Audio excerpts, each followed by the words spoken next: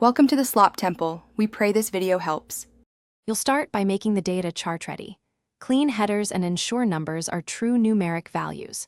Once done, click and drag to select the entire table including headings so Excel can infer axis labels. If you have gaps or text-formatted numbers, fix those now by using Find and Replace or Value Paste, otherwise charts look wrong. Make sure each column represents a single series. That clarity saves time when you create and customize the graph. Next, you choose a chart type. Go to Insert and pick Column, Line, or Scatter depending on your data. You can immediately use Select Data to add or remove series, or switch rows and columns so categories align correctly.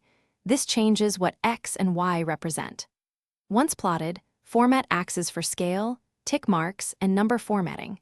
Assign a secondary axis for a series with a vastly different scale. These adjustments make the data readable and comparable at a glance.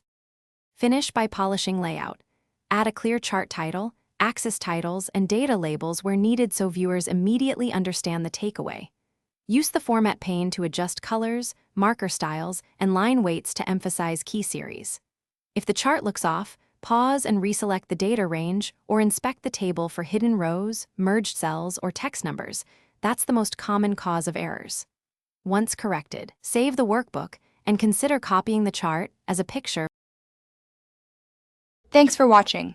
Consider subscribing if we helped you.